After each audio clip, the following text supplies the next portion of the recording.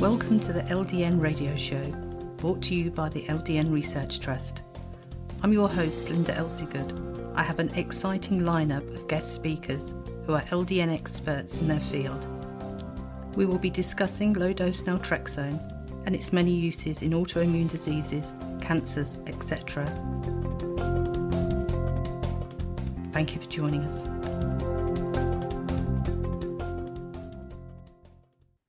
Today I'd like to welcome our guest, Dani, from the United States, and she's going to share with us her EDS, POTS and MCAS story. Thank you for joining us today, Dani. Yes, thank you for having me. I'm excited to be here and share my story. So could you tell us, when did it all start? So it's been a long journey over the period of my life, but really within the last year, we kind of connected all the dots after several specialist appointments here and my new location of Florida. We had recently moved here and I had a big stomach flare up where I thought I was having an issue with maybe gallstones. One thing led to another, and I ended up having an ultrasound and we discovered a tumor actually on my liver, which kind of took us down a big rabbit hole. And they were originally concerned of mastocytosis, which we ended up finally realizing that that was not the case. And the tumor now is just something we're kind of monitoring. But through that process, really, of finding the tumor, I ended up seeing an immunologist and did blood work and different tests on my gut. And that's how we found the mast cell disease. Mm-hmm. So did you have things wrong with you from being a child? Yes. It was interesting. In my first visit with the immunologist, he started asking very pointed questions like, okay, have you ever had issues with dislocating limbs? And I'm like, yeah, I actually have. That's so random you ask. I was like, when I was 13 years old, I ended up having a shoulder surgery because I had issues with dislocating. And I was like, it has dislocated dozens of times. It got to the point where it would dislocate in my sleep. I would just wake up and it would be out of socket. And I'm now to the point where I know how to put it back in, and I'm not having that symptom as much anymore. Some other questions he asked were, have you had issues with vertigo or vision trouble? And I'm like, yes, that has been most recently in the last, really postpartum, since I had my daughter. She's 5 now, but I started having bouts of debilitating vertigo where, at that time I saw a vertigo specialist for balance, and they were like, oh, this is a benign vertigo. We can't really figure out why you're having these symptoms for your age. So yeah, those are just a couple of the larger issues that I had been dealing with. Mm-hmm. What about gut issues? Yes, that I chronically have had issues with gut health. And I would say up until probably about six to 8 months ago, it seemed like monthly I would have a really big gut issue. Just uncomfortable. I had chronic constipation, which actually seemed to be the opposite of most MCAS situations. So I'd say chronic constipation, and then I'd have the random spells of just like debilitating pain, bloating, like beyond belief, where I'd look pregnant and it wouldn't be.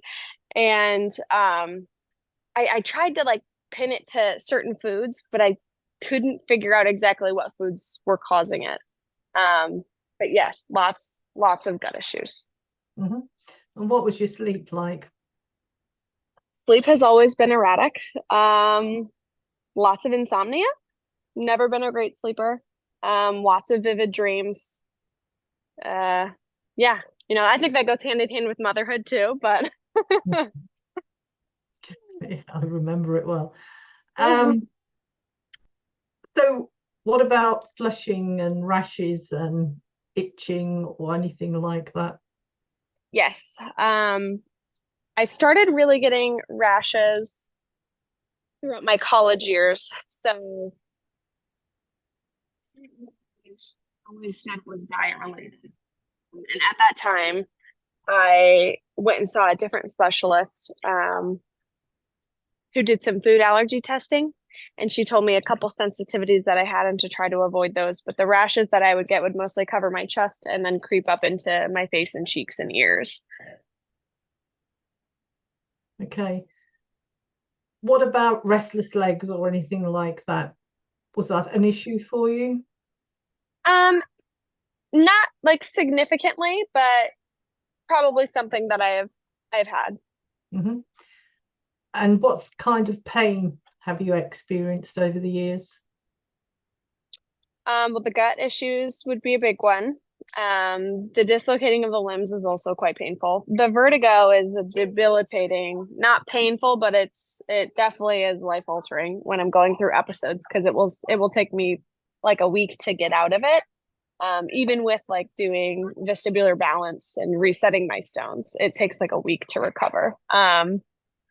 Also, I've struggled with mental health throughout the years with, no real like cause or direct trauma. That has been a different type of emotional pain that I've dealt with.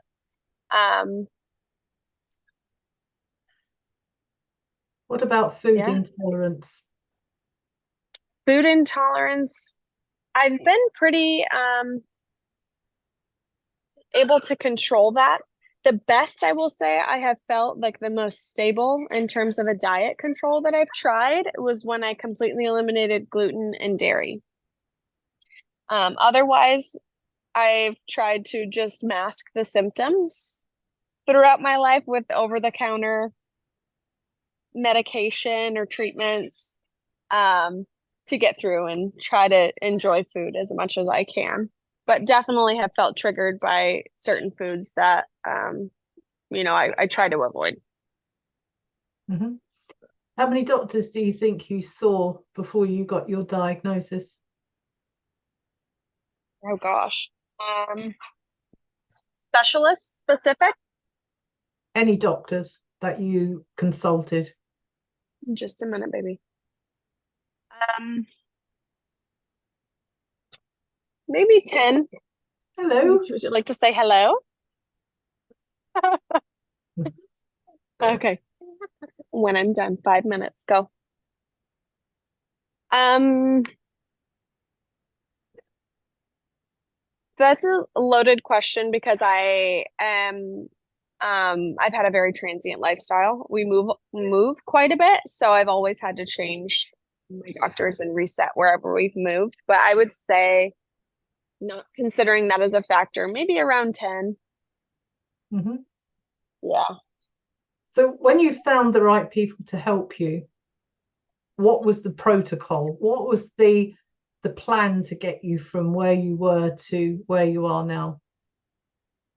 So he wanted to run a couple of tests. He was very confident in office, just with our evaluation and given my medical history and the questions that he asked that I was struggling with mast cell. He was like, I'm confident in that. And I was like, I trust you. You're the first person I feel like I actually trust, but I need to verify this. So from there, he ordered some blood work, which from my understanding and research, it is hard to even validate through blood work because you got to time it right. All of that. So we did the blood work and that actually came back like clean, and he's like, that's not uncommon for this to not show. So this isn't great. He said the next thing that we can do, if you'd like, he's like, I don't feel like we need to do this because I'm very confident, would be to do a biopsy. So I had an upper endoscopy done where they biopsied my esophagus, my colon lining, and my stomach. And he was checking for the mast cells to the high power, how many there were in my lining. And that was extremely high and elevated. So that was enough for him to confirm it. But I had started taking medication before that procedure to help with the symptoms. And I take a liquid cromolyn twice a day, like before I eat, as my treatment. But that was the ultimate confirmation for him. So is that the only medication you're currently taking? Yes. And you feel you're stable now? So caveat, I'm pregnant again, Oh, congratulations. expecting.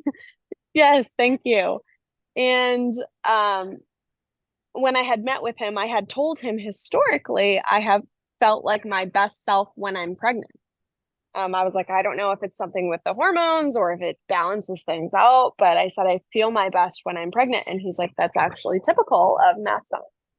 So yes, that is the only thing that I am taking. And generally, I feel a lot better, and my symptoms are a lot better while pregnant. Hmm.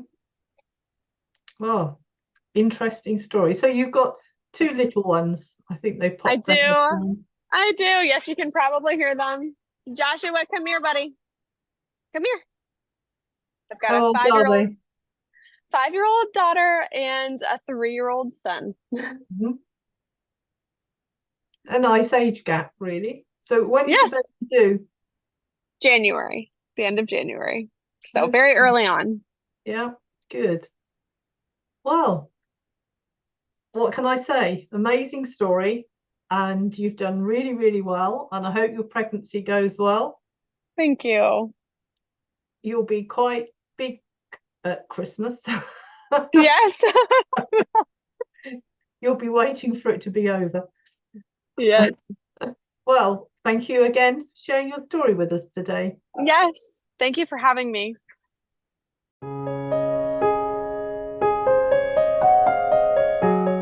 I'm Dr. Leonard Weinstock, the guy who's been prescribing LDN since 2005, and I've seen the wonders. And I keep on seeing them, especially in hard to diagnose conditions. They're not that hard to do, but once you know about mast cell activation syndrome, postural orthostatic tachycardia syndrome, and Ehlers-Danlos syndrome, you'll find that 17% of your friends or relatives have one or more of these conditions, and you can help them. We're making a documentary to wake up the medical community, to educate the population, but we need funding.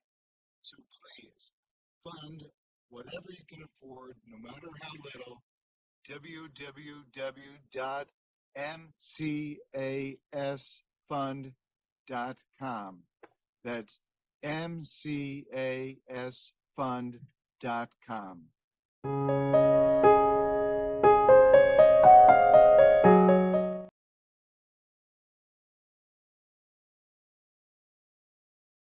What do we want to treat, the chicken or the egg?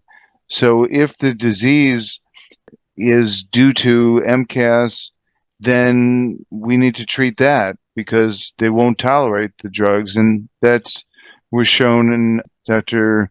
Blitzen's and my paper in November 23, looking at just a case series of patients, of good patients, to demonstrate changes who failed psych therapies. Then they were seen by me or Svetlana in Buffalo, and then we diagnosed them with MCAS, treated them for MCAS, and they got better.